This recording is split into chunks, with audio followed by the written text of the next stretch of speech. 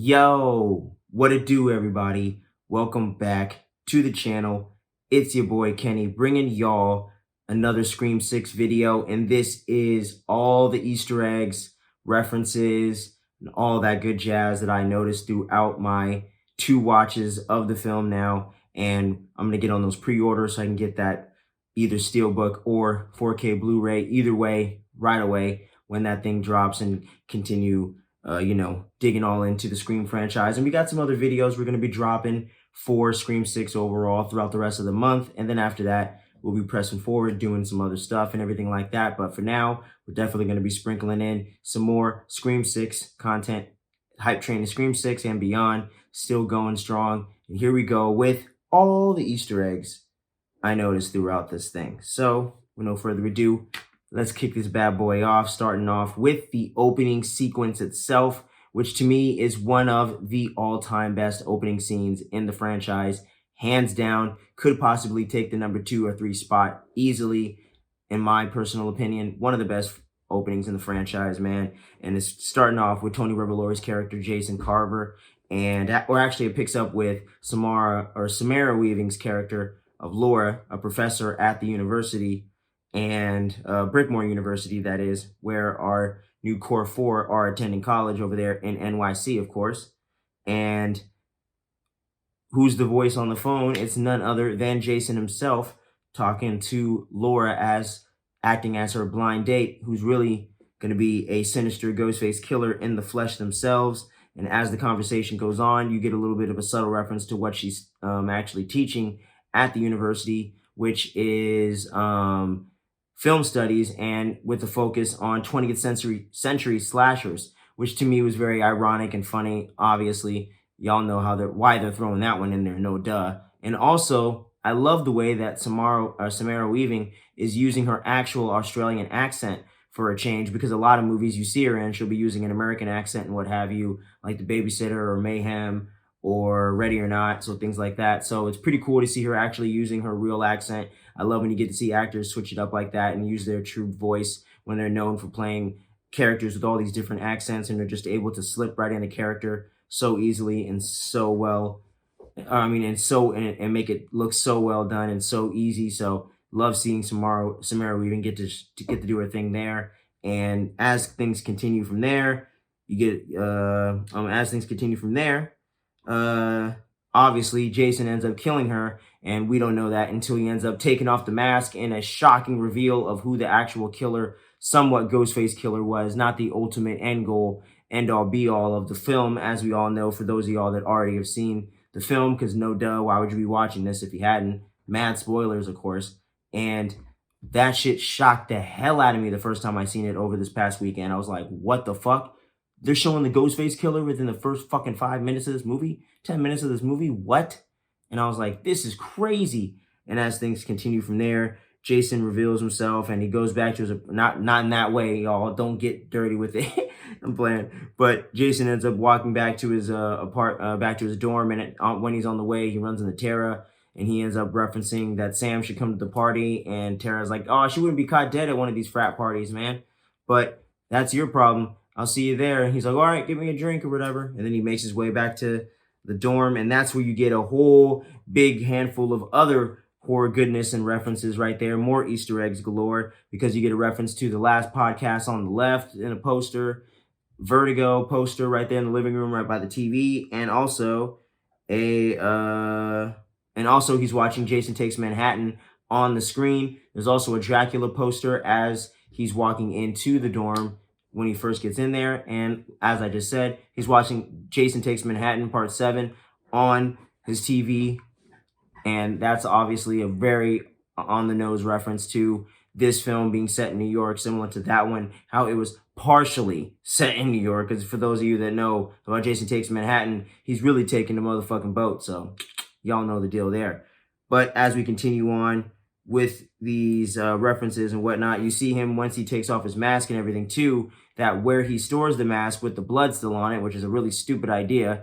This ain't the 80s or the 60s or something, bro. There's forensics. You're going to get caught sooner or later. If he didn't get killed by this Ghostface killer, he would have been caught within the next several days. That's for sure. But anyway, he's hanging up the mask where he has his whole collection of stab memorabilia and everything, kind of hinting at a similar fandom to the previous killers of Scream 5, of course, Richie Kirsch and Amber. I don't remember her last name, but anyways. And then also when he's on the phone with Ghostface right here in this scene, as this opening sequence continues, he ends up talking about his plan with his other partner, Greg, and how they're planning on going after somebody, and they already got their targets for who's next. And he was like, "Oh, sorry, bro, that I got blue balls, man. I had to get in there and get the first kill. You know, I had to draw blood." And he's like, "Oh, okay. Well, no worries. Well, it's time for me to get practice too." And he's like, "Hey, we said we wouldn't use the voice modulator on each other." And he's like, "Well, if you get the practice, so do I."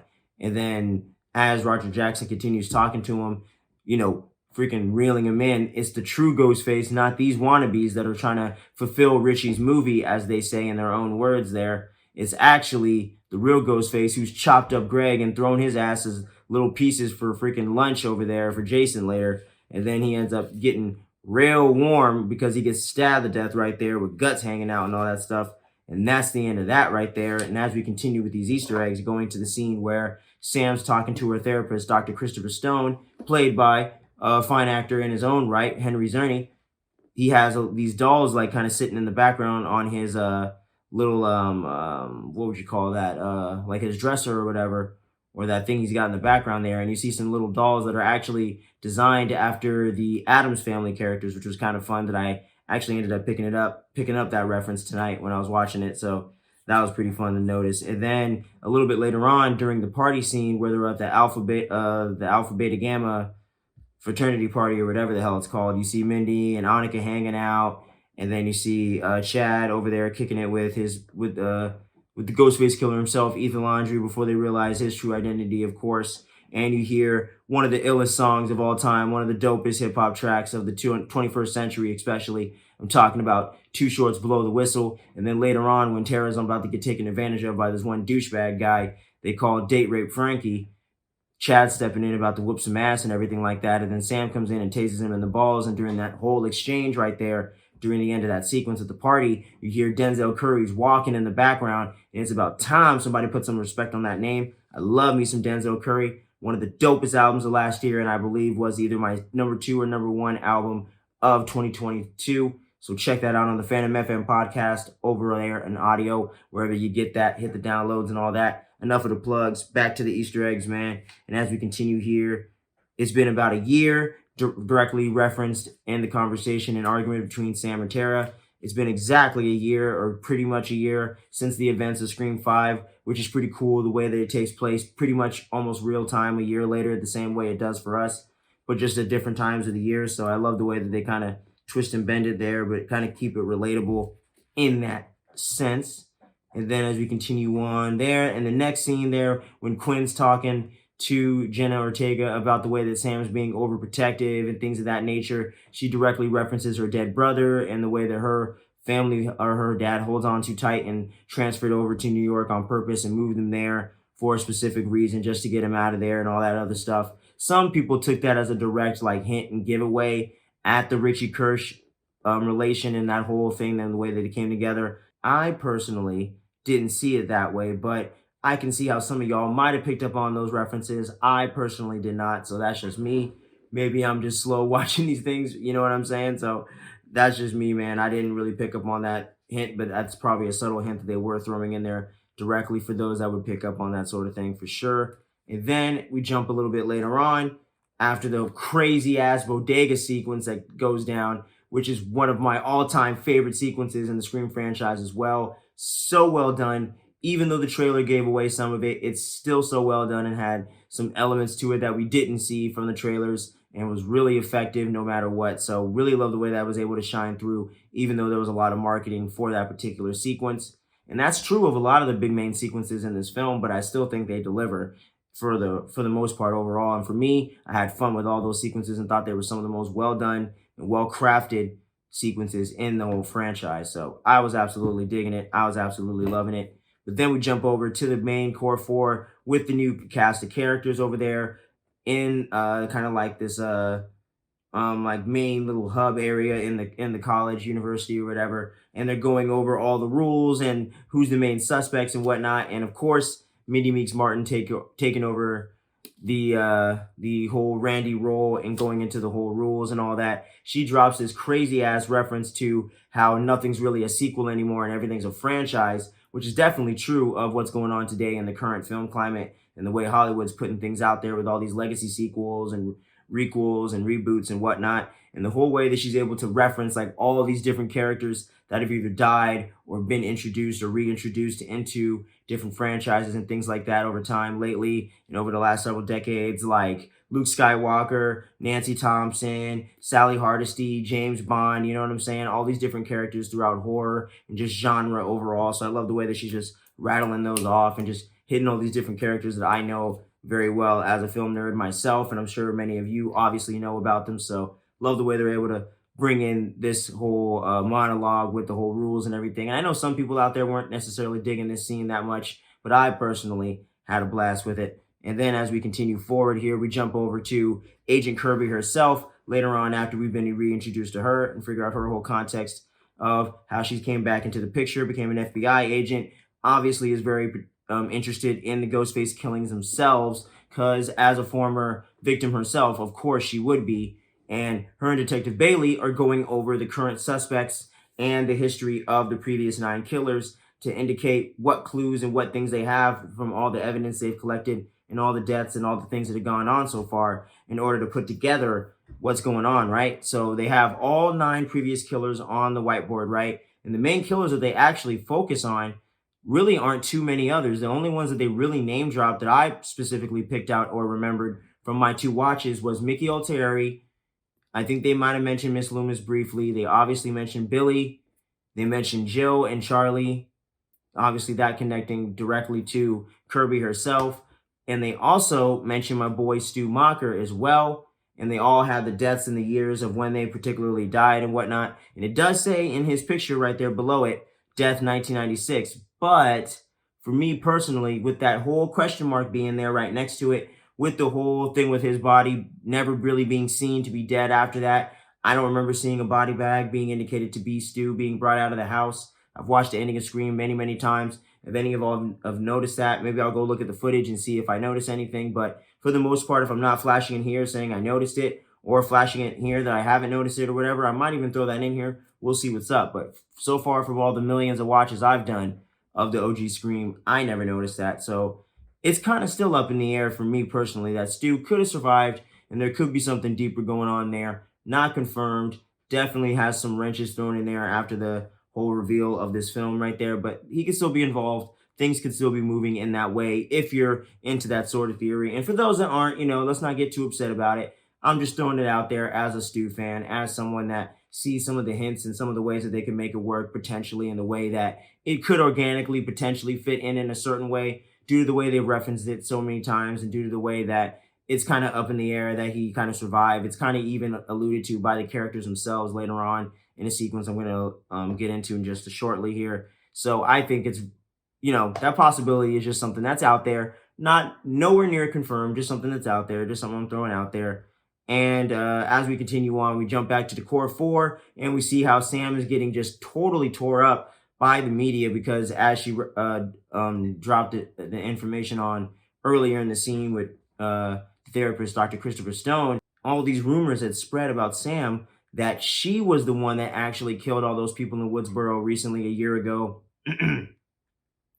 including Richie, and framed him for the murders. And Amber, they didn't do a single thing. They didn't do a thing, and they're completely innocent, which, as we know, is a bunch of bullshit. So obviously she wasn't the one that did it, but the whole way that they're going into how the media will completely turn against you and turn all this negative press about a person and put all this accusations out there as if they're truth way before it's ever proven to be true. So I love the way that they're able to work in some social commentary into this film with true crime and the way that the media and social media works and the way that fandom comes into play with it as well and the obsession of true crime and the way that ties into the reveal of it being Richie's family members between Detective Bailey, Ethan Laundrie, which I'm not even sure what his real name is, and obviously Quinn herself being his sister and brother, respectively, the siblings. So the way all that ties together and the whole way that thematically the killers and the reveal ties together to me was very strong. And this was just something else with our main characters that really helps put that into perspective. So I just absolutely love that element of it. And that Easter egg really just confirmed, or not Easter egg, but I thought that was really something in there that really was referenced in just social commentary and whatnot. It was really coming through strong in the film thematically in and of itself. So that was really awesome.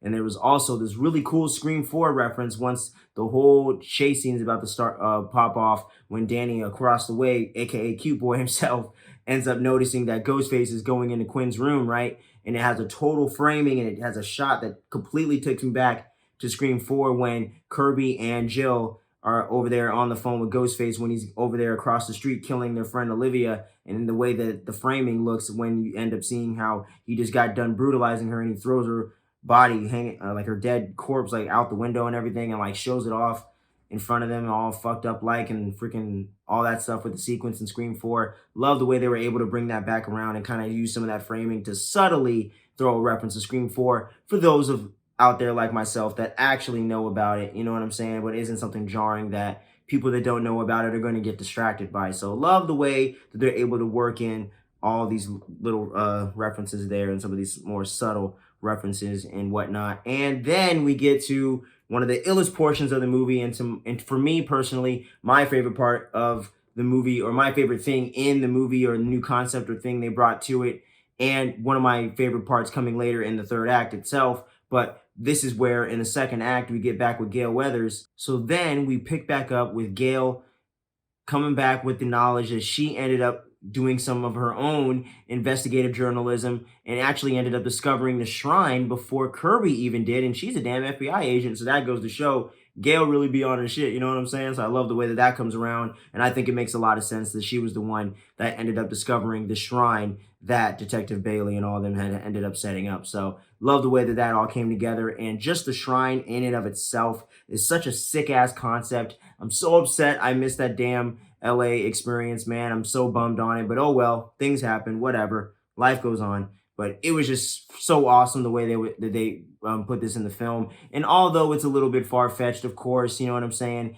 And that's one of those mixed elements of the film for me. But overall, just as a concept and overall visually, it's really, really dope. And it's still really cool to see how you get all this evidence and all these different references in real life, or not real life, but realistic kind of Easter eggs to like the true crime scene and the evidence for the characters in the film, but all these different references to the entire franchise, because other than the fact that the Ghostface killers were dropping all the different previous masks of the killers, the original white mask of the killers with their fingerprints on it or whatnot, or whatever, however the hell they did it, from the previous 9 killers in reverse from Scream 5, moving all the way back to the OG Scream in the final act, as we'll get to in just a little bit here. And I just love the way that that all ties in. You get all 9 of the Ghostface costumes right there, you know what I'm saying? And before we get into all the different references that I picked up throughout the second act right there, or going into the third act later on, after the whole thing with Gale goes down, I really, really, really love the conversation between Kirby and Mindy, man. It's great getting to see those two horror fans themselves from 2 different generations, in a certain sense, come together from Scream 4 and Scream 5 and kind of nerd out right here. And I love the way that she kind of goes into what happened with her in the past and how she narrowly survived the stabbing that she got from Charlie in the third act of Scream 4, as we all saw, all of us fans know. And after being dead for several minutes, she ended up getting revived and brought back to life, and just had this anger inside of her that wanted to get back at these fuckers and figure out, you know, and stop this and make sure that it never happens again. And the fact that it's going on again in Scream 5 and she missed it, now she's trying to make sure more than ever that she can put an end to this thing. And I love the way that that all comes around thematically for Kirby's character. And I love the whole back and forth that her and Mindy have with the whole banter of like the way that she's throwing out these quick like little like horror quiz to like test her horror knowledge, you know what I mean? Like she's all like Best Nightmare on Elm Street. They both go the original, and then they're all like Best Friday the 13th. Part 4, no, Part 2, Final Chapter. And then they look at each other. She's like, Mindy's like, really? Final Chapter? But, which is my personal favorite as well. And she's like, I had a crush on Corey Feldman, man. Come on. And I'm just like, oh my gosh, Kirby, come on now. And then she's all Candyman, the original. Or no, she's all Candyman, original or reboot. And they're like, both. And I'm like, oh my gosh, I'm going original personally. The reboot was okay. And then they also go throw a reference out to Psycho 2 being underrated and everything like that. So I just love the way that they have that whole horror meta nerd back and forth without it being with not getting in the way of the emotional resonance of that moment and that exchange and what happened with Kirby and what she went through and the journey she's been on to get to this point as a character and as a person in her own right. So love the way that they led into that. But now it's time to do the whole fucking rundown of the shrine and every reference and Easter egg I noticed throughout the whole thing. And y'all let me know if you notice anything. And this is like the whole thing. I'm just going to run through these pretty quickly and flash however many images I can find on these things by the time I throw this thing up there. So we'll see what we could do. We'll see if we can make it happen. But here we go. There was Charlie's flannel, Kenny's top story outfit, who is the actual cameraman in the original Scream, for those that might not be aware. They had a whole display for Dewey, which had his original, I think, badge from the first film when he was a deputy and when he was a sheriff.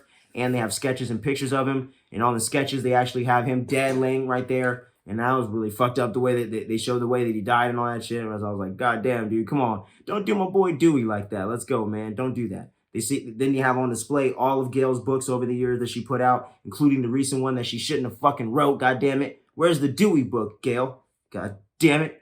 And then you have Miss Loomis's bloody jacket from Scream 2, of course. You have the fax machine and lighter from Scream 3.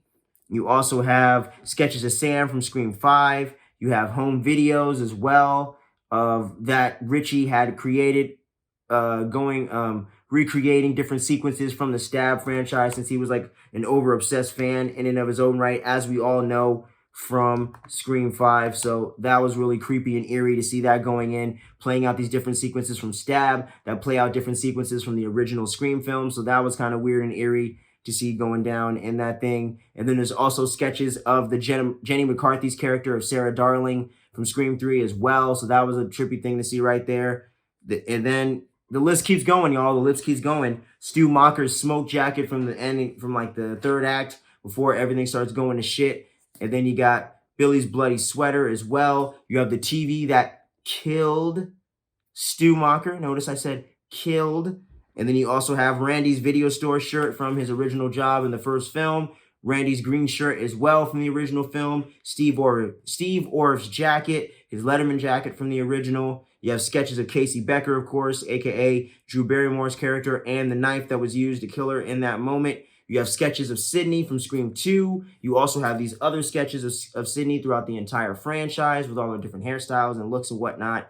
And then you also have this one little display where you have a sketch of Principal Hembry, a.k.a. Henry Winkler's character that was in Scream, the original Scream, fairly briefly. And then you also have the rope right there that they actually, that I believe Billy had used to hang him up at the schoolyard that all those drunk kids left Stu's party to go see. So that was a whole good tie-in right there that I didn't even think of them even remotely referencing. So the fact that they did, that was pretty crazy, man. And yeah, I think that was all the references I really picked up from the entire film of Scream 6. Essentially in chronological order. I kind of wanted to do that and kind of go through it my second time around and kind of get some notes down in my head and whatnot and kind of go through all the references I picked up. But make sure you drop all the references you noticed down below. I would love to hear about them. We would love to nerd out with all of y'all about the Scream franchise in general, but especially this one, Scream 6 in general. I personally loved it, enjoyed the hell out of it. Would love to hear what you guys thought about it as well. And we're not stopping no time soon, y'all. We got some more Scream content to come. It's going to be trickling out throughout the rest of the month. Plus, we're going to be covering The Mandalorian and all that other good jazz. So make sure you stay tuned. Don't sleep.